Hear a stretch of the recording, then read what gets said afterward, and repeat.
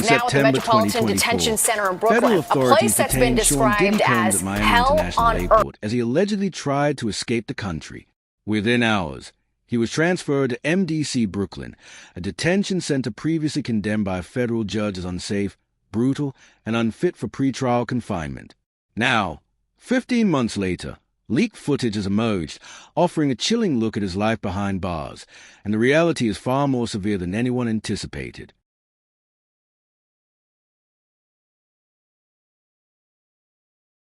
The facility is located in Brooklyn's Sunset Park and was built in the early 1990s to house roughly 1,000 inmates. Today, it holds more than 1,300 prisoners. In September 2024, the Federal Bureau of Prisons made a revealing move. It stopped transferring sentenced inmates there entirely.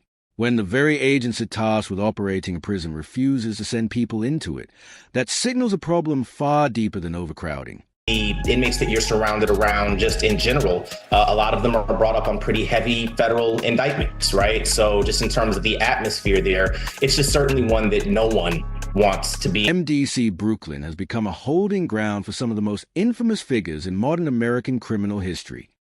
Kelly is serving time there. Ghislaine Maxwell was once detained within its walls. Sam Bankman-Fried waited for trial there. So did Martin Shkreli, Jeffrey Epstein before his transfer to Manhattan, Fetty Wap, Tekashi 6ix9ine, and Mexican cartel leader Ismael El Mayo Zambada Garcia. The roster reads less like a prison log, and more like a headline archive of federal scandals. Today, Luigi Mangione, accused of killing United Healthcare CEO Brian Thompson, is being held there awaiting trial.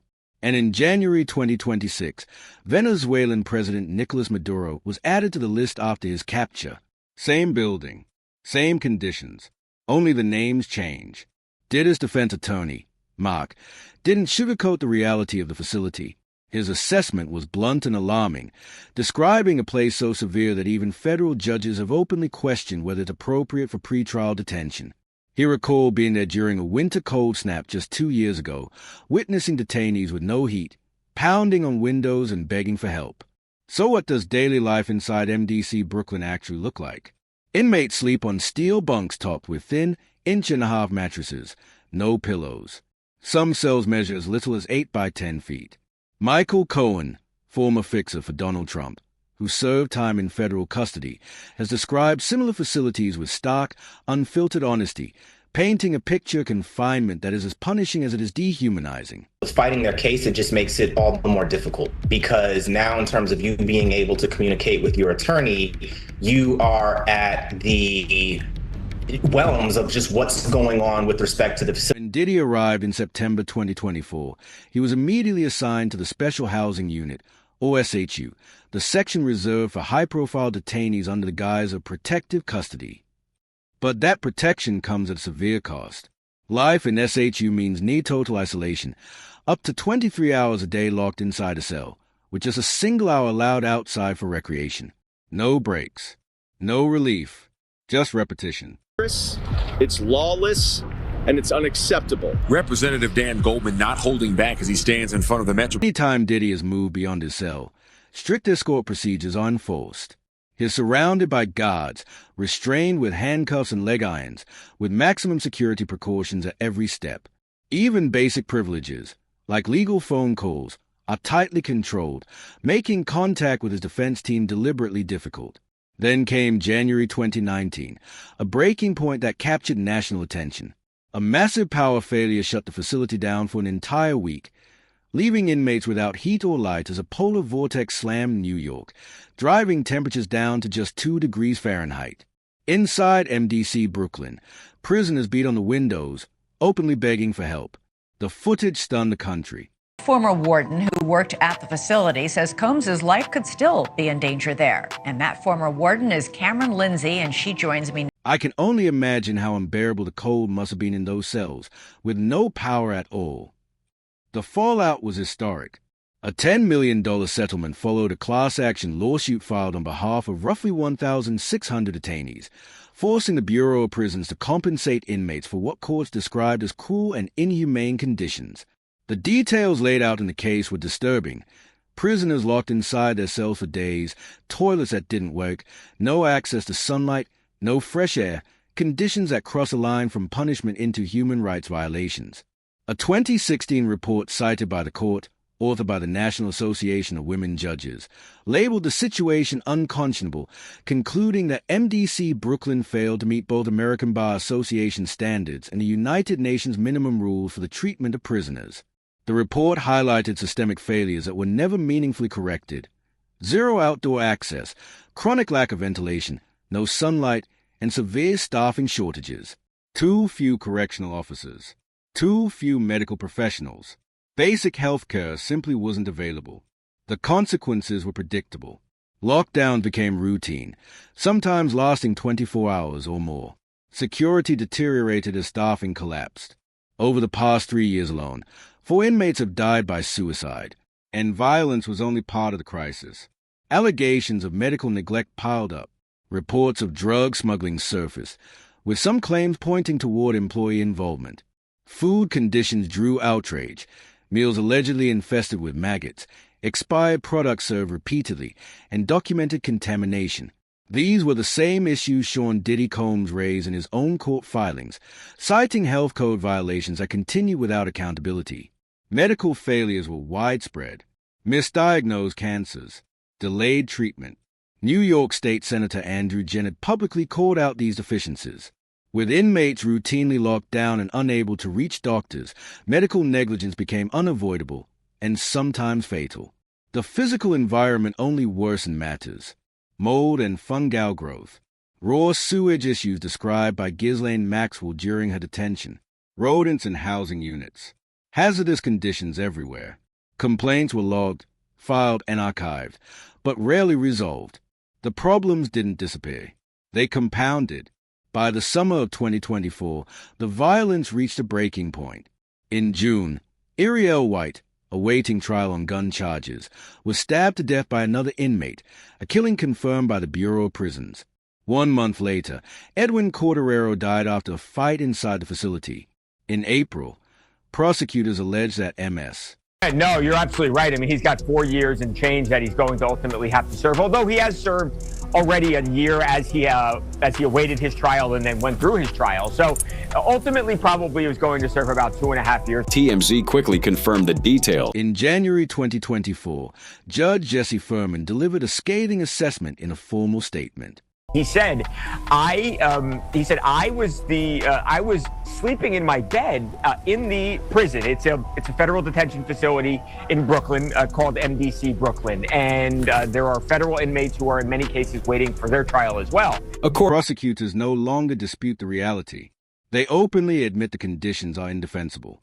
City officials have attempted inspections, and Congressman Dan Goldman sought to tour the facility himself, only to be denied access. His response was blunt. What are they trying to hide? At this point, the record is clear, a documented pattern of conditions that cross the line into the unconstitutional. That somebody held a knife to his throat. He woke up and this guy basically had him and he had the knife and Diddy was at this person's mercy. Representative Dan Goldman didn't mince words as he stood outside Brooklyn's Metropolitan Detention Center, condemning the conditions for roughly 100 newly arrived IC detainees. What are they hiding when elected officials can't even inspect a taxpayer-funded facility? He asked. When transparency disappears. When conditions are so dire that judges refuse to send defendants there. This isn't a crisis. It's systemic failure. ABC legal analyst Brian Buckmere, who has visited MDC multiple times, painted a grim picture. No heat, no running water, insufficient food, repeated lockdowns, and the inability to provide even basic medical care. The Federal Bureau of Prisons responded to inquiries from CBS New York, insisting that it takes seriously our duty to protect individuals in our custody and ensure the safety of correctional staff and the public. The agency claimed conditions had improved, citing urgent action teams, new permanent staff, and maintenance efforts. But the reality told a starkly different story. For 15 months, Sean Diddy Combs lived inside MDC Brooklyn, a facility so notorious that federal judges actively refused to send pretrial defendants there. Violence ran unchecked, and basic human dignity was all but erased. From his $48 million Miami mansion to a cramped cell with no fresh air and no sunlight, Diddy experienced a world turned upside down, a hell on earth of his own making. As his trial finally drew to a close, one truth stood out. Regardless of the verdict, he had already endured one of the most feared federal detention centers in the country. And in October, that danger became painfully real. While asleep in his cell, Diddy suddenly faced a life-threatening moment. An inmate loomed over him, a makeshift weapon raised, second from ending it all. In that instant, the brutality and chaos of MDC Brooklyn weren't just headlines. They were a direct threat to his survival. This isn't the only famous inmate to be housed there. We had Sam Bankman-Fried there, R. Kelly, Ghislaine Maxwell. They were all inmates there. Sean Combs is being kept away from the general inmate population. You say his fame makes him a target. But here's... On October 22nd, Charlie Finney, a friend of more than 3 decades, finally spoke out to the Daily Mail, sharing revelations that sent shockwaves through the media. The veteran producer was unflinching in her account, exposing what really happened inside the infamous facility. Of more threatening language, but said something along, in that vein. And it does seem like it was an intimidation tactic. And it sounds like the guy could have obviously, again, hurt Diddy very badly. TMZ swiftly corroborated the report, confirming through independent sources that this was far from just another prison rumor. According to their insiders, it was a deliberate act of intimidation, a carefully orchestrated message delivered in the most chilling way imaginable. If it is true, as reported, that he is housed in the special housing unit, it's important to note that the special housing unit is a lockdown 24-hour. Finney revealed that Diddy came within mere seconds of grave injury, or even death. What unfolded in those critical moments afterward remained shrouded in uncertainty. To the very finest, he was arrested at the Park Hyatt Hotel in New York City, known for its luxury suites and exceptional food and wine, where one-bedroom suites start at $3,000 a night. He was probably staying in something larger. Whether God stepped in or Diddy managed to defend himself, no one knows for certain. What is clear, Finney emphasized, is that the attack was a deliberate message. The exact sequence of events remains unknown. Only that it happened, and the outcome is still wrapped in uncertainty. It is. It's austere, it's strict, it's impersonal, it's cold, and it is a very tough place to be detained. But Finney made one point crystal clear. If that inmate had truly intended to kill Diddy, it could have happened in an instant. A single swipe of a weapon could have ended his life. Death was a very real possibility. Instead, Finney believes the attack was likely a warning, a chilling message. Next time, luck won't be on your side. In prison, everything is calculated.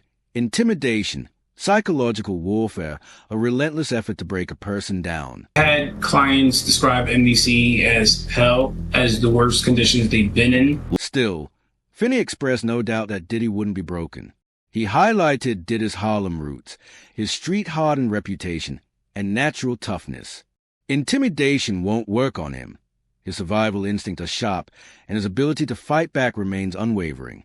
Let's be honest, he's in jail. It's unpleasant. It's supposed to be punitive. The question is, how do they keep him safe? Given everything that happened with Jeffrey Epstein, they are under a lot of pressure to make sure nothing happens. He is in a special area in the prison that is for people that are VIPs. During sentencing, defense attorney Brian Steele told the court about the harrowing incident.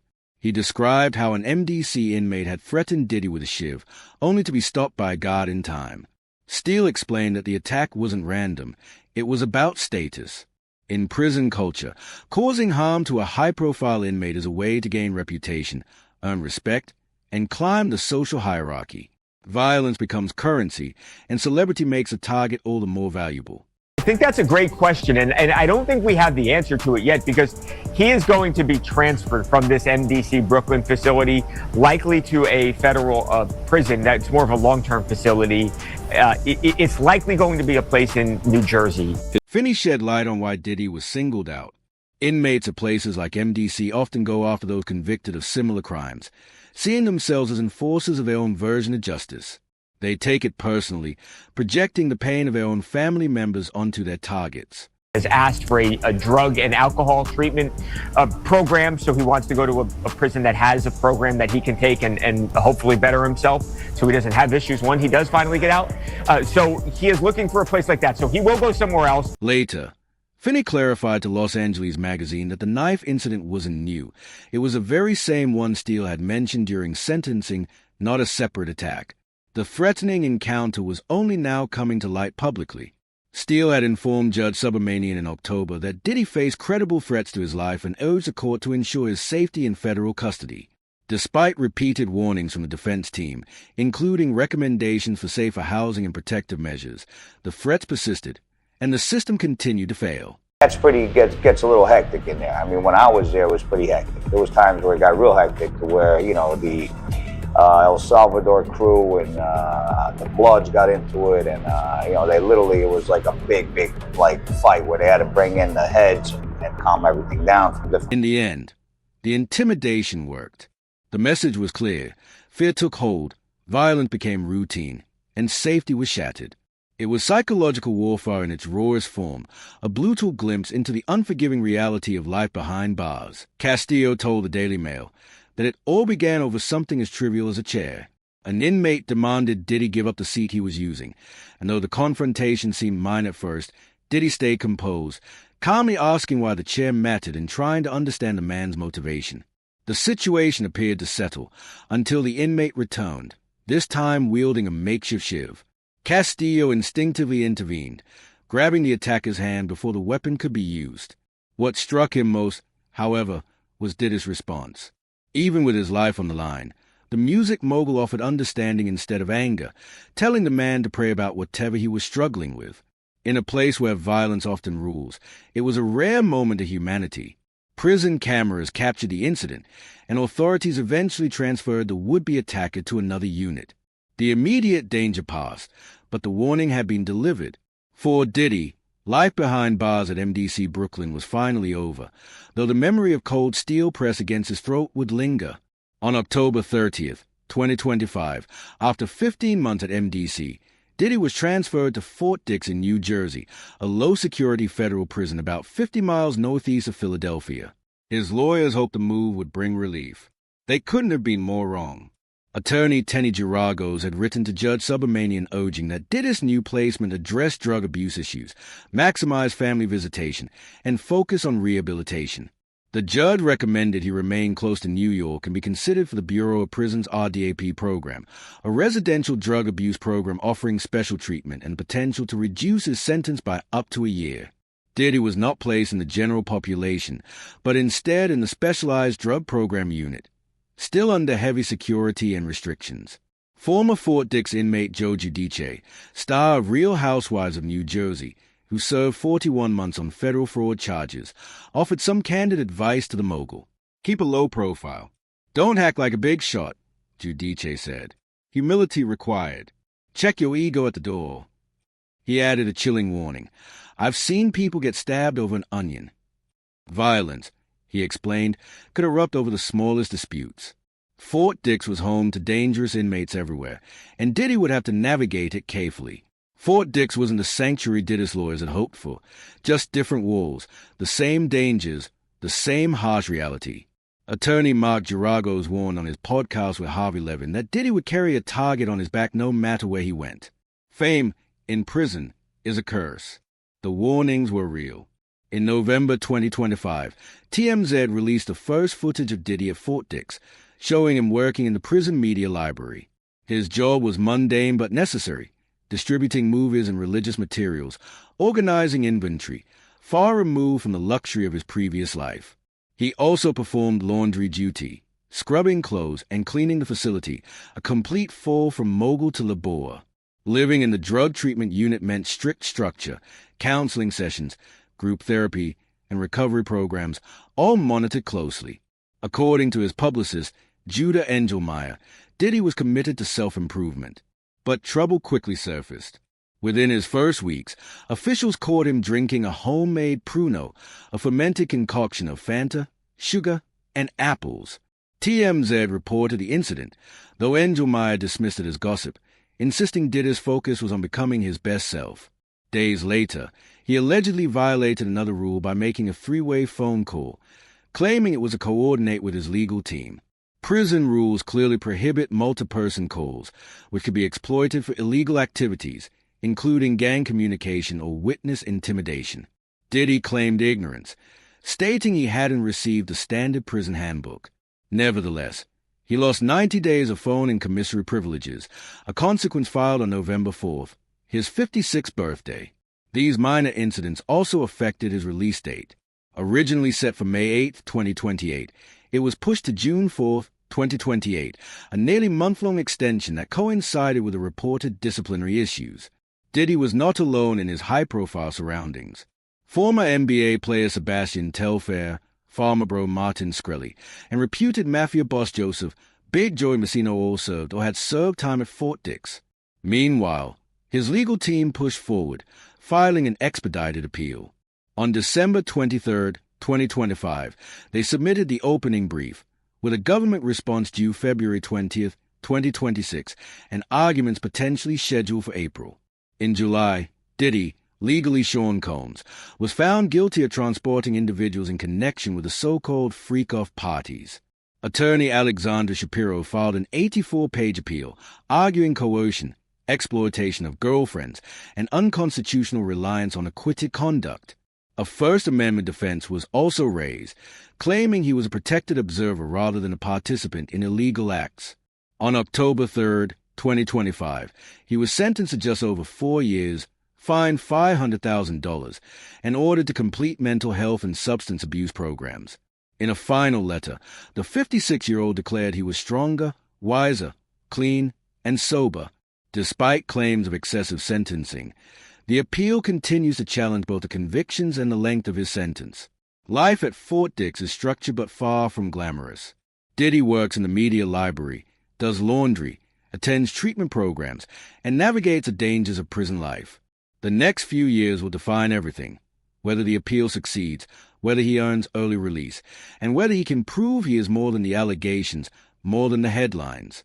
Fort Dix may not be a haven, but it is where Diddy must face the consequences, and where he must fight to redefine himself.